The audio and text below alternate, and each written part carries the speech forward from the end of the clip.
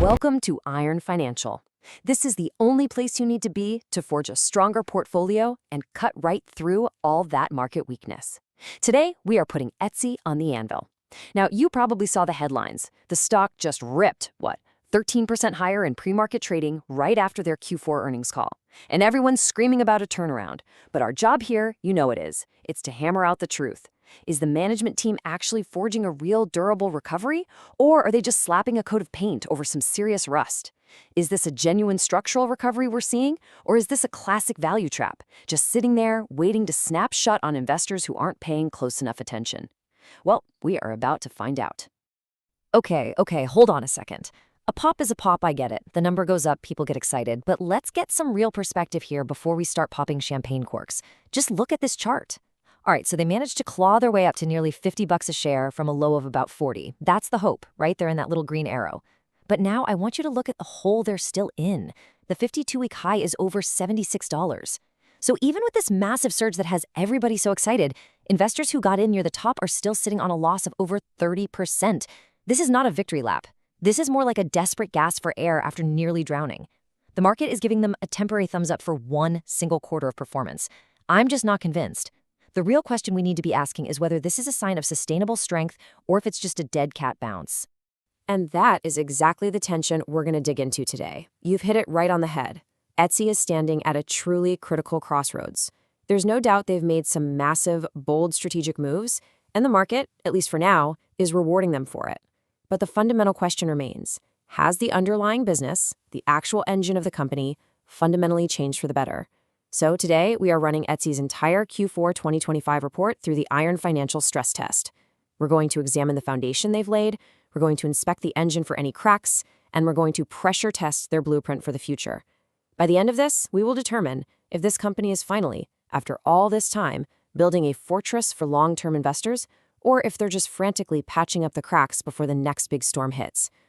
All right, let's get right to work. The bull case for Etsy has to start with the foundation. I mean, any strong structure, any lasting enterprise begins with a solid financial base. And over the last quarter, you can see that Etsy's management has been pouring some serious high-grade concrete.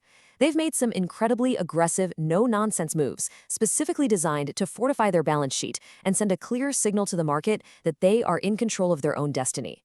It all starts with a major, decisive action to trim the fat and get back to focusing on what truly matters.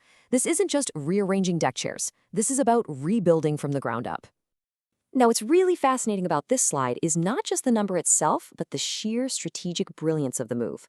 They sold off Depop, which was their fashion resale marketplace, to eBay. And look at the price tag, a staggering $1.2 billion. And here's the kicker, it was in cash. Now, this accomplishes two absolutely critical things. First, it completely eliminates a major distraction. Trying to manage multiple, distinct marketplaces splits your resources, it splits your executive focus, it's a drain. Second, and honestly, this is the more important part, it injects a massive amount of non-dilutive capital directly onto the balance sheet. That's a crucial detail. It means they raised a mountain of cash without taking on a single dollar of new debt and without watering down existing shareholder value by issuing a bunch of new stock. They effectively turned a non-core asset into pure, unadulterated financial firepower. This move allows them to laser focus all their energy and all that capital on their core Etsy marketplace, which is exactly what long-term, frustrated investors have been demanding for years. So what do you do when you suddenly have that kind of firepower at your disposal? You reward the shareholders who stuck with you through the tough times. Management immediately turned around and announced a new $750 million share repurchase authorization. This is an incredibly powerful signal to the market. When a company starts buying back its own stock, especially after it's been beaten down like Etsy has, its management screaming from the rooftops, "We believe our shares are fundamentally undervalued and we're willing to put our money where our mouth is." And this isn't just some vague promise for the future, it's action. In the fourth quarter alone, they already went out and repurchased $133 million worth of their stock. This is a direct, tangible return of value to shareholders, and it's a massive vote of confidence in their own turnaround strategy. And this slide right here, this shows you the final result of all these strategic maneuvers. After the Depop sale and after accounting for all their normal operations, Etsy is now sitting on a war chest of $1.8 billion in cash and investments. In today's volatile, uncertain market, let's be clear, cash is king. This isn't just a safety net for them, it's a strategic weapon. It gives them immense flexibility. It means they can invest in their technology, they can ramp up marketing aggressively when they see an opportunity, and they can weather any potential economic downturn without even breaking a sweat. It allows them to execute their long-term plan from a position of profound financial strength, not from a position of desperation. This right here is what a fortress balance sheet looks like. So, the really crucial point to understand here is that this isn't just a series of disconnected financial engineering moves. It's all part of a very clear, cohesive plan. And you don't have to take my word for it. You can hear it right from the new CEO, Kruti Patel Goyal. She says, clear strategic focus and solid execution. While they trim the fat by selling Depop, that's the focus. They fortified the balance sheet and initiated a massive buyback, that's the execution. They firmly believe that these actions are the bedrock, the solid ground upon which they can bring the core marketplace back to sustained growth. From a pure balance sheet perspective, they have done all the heavy lifting. They've built the foundation. Whoa, well, hold on a minute. A fortress with $1 billion foundation is absolutely worthless if the people inside are starving to death. A strong balance sheet is great, I'll give you that. It buys you time. But a balance sheet is not a business model.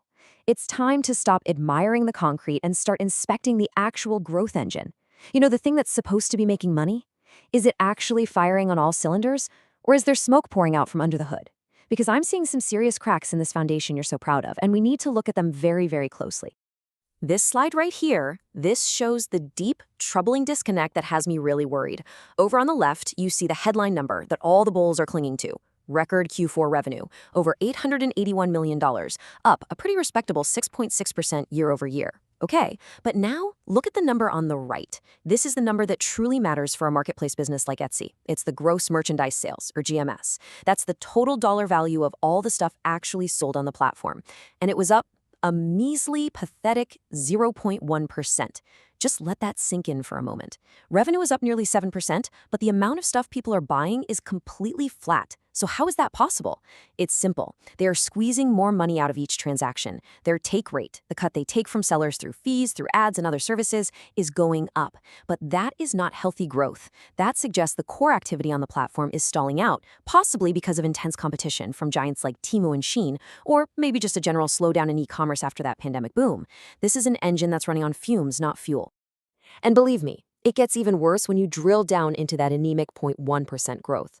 It's not like the whole platform grew a tiny bit. No, it's not broad-based strength at all. According to their own investor presentation, the only reason GMS wasn't negative was because of some small growth in a few specific categories: home and living, craft supplies, and paper and party supplies. The other major categories, which make up a huge chunk of their business, actually declined year over year. So what you really have is a platform where a few parts are barely treading water, while the other parts are actively sinking. This is not the sign of a robust, diversified, healthy marketplace. It points to a significant weakness in their product mix and a clear inability to drive growth across their entire ecosystem. They're leaning on a couple of pillars, while the rest of the roof is visibly sagging. But the most critical crack in this entire structure is right here on this slide. A two-sided marketplace needs two sides to function. It's that simple. And on Etsy, both sides are shrinking.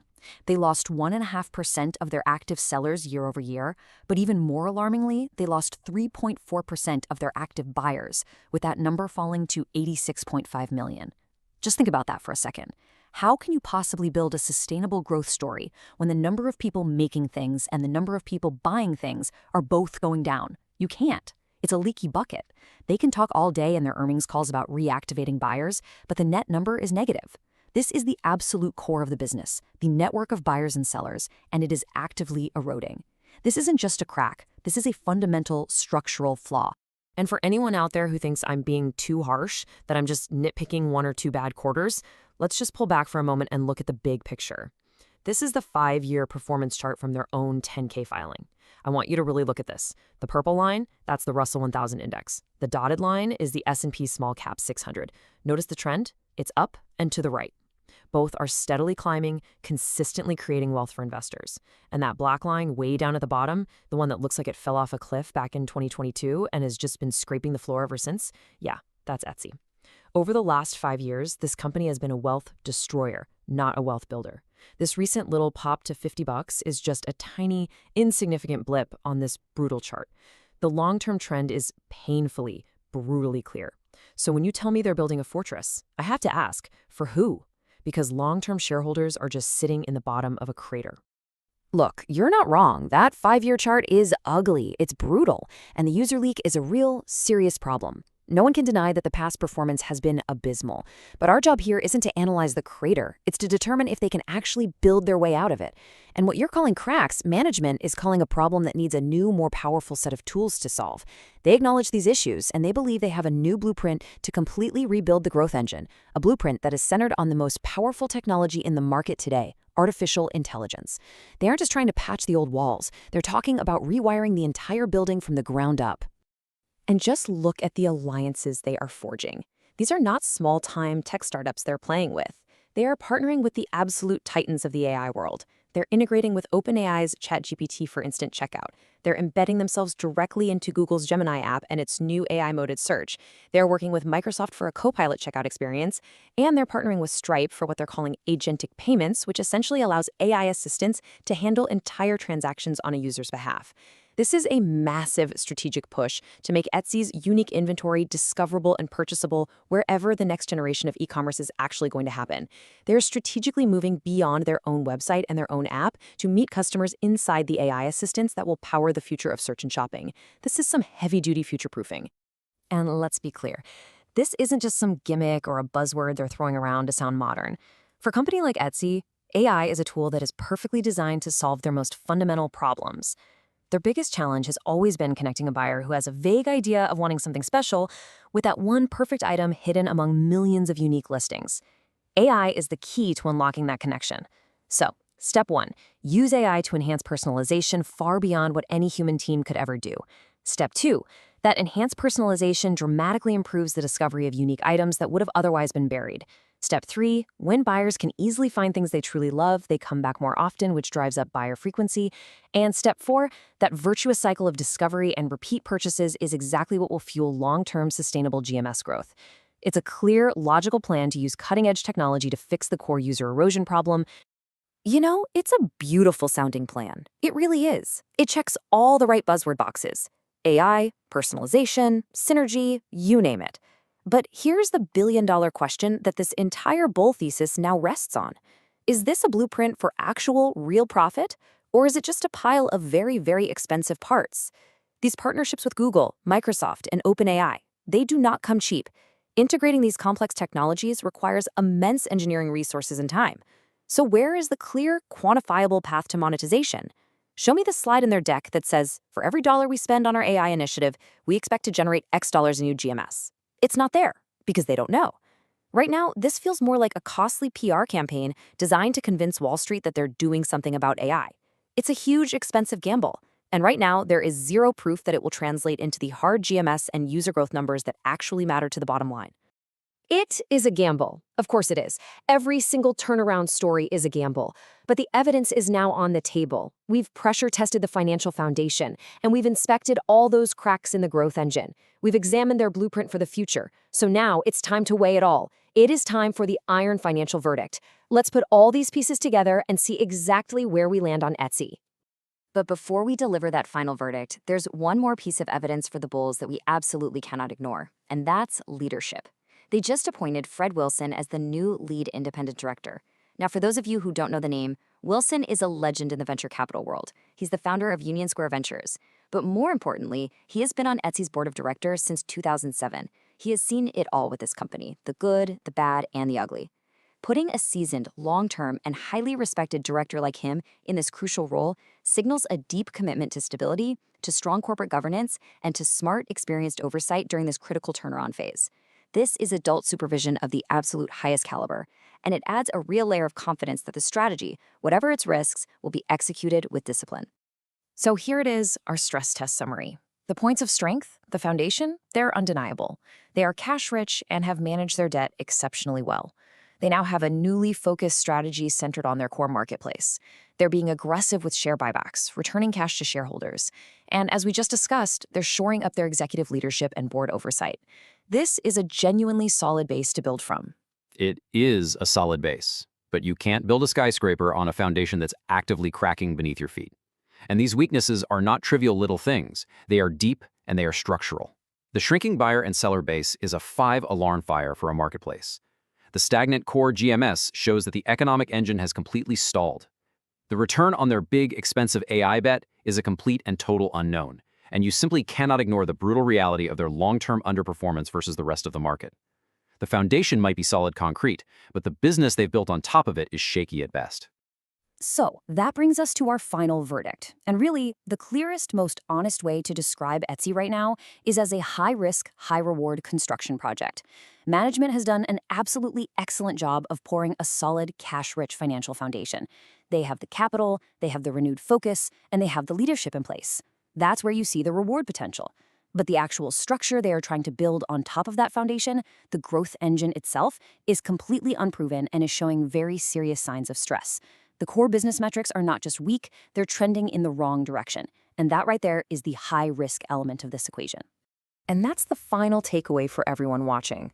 The foundation is solid, but the walls are weak. Forging a truly stronger portfolio means exercising discipline and patience. That massive cash balance they have, it provides a margin of safety, and it buys them time to figure all of this out. But the core business metrics, that user leak, the flat GMS, are just too weak to ignore right now.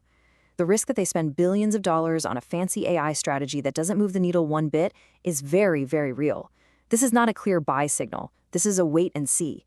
It's a command to put this stock on your watch list and wait for tangible proof that they can actually rebuild the walls. And that proof needs to come in the form of sustained user growth and broad-based GMS acceleration. Remember, we're here to forge a stronger portfolio, and that means you don't invest in the blueprint. You invest in the finished, sturdy fortress. Which leaves us with the final question that you should be asking yourselves. There is absolutely no doubt that Etsy is pouring concrete. They are spending money, they are making big strategic moves, they are actively building something. But with a shrinking user base and sales that are going nowhere, you have to ask, is all that concrete being used to build an impenetrable fortress that will reward shareholders for years to come? Or are they just building a bigger, more expensive version of their own tomb? That's what you need to decide. Thanks for joining us on Iron Financial. Quick disclaimer, everything I share is for entertainment and informational purposes only. I'm not a financial advisor, so please do your own research or talk to a professional before making any moves with your money.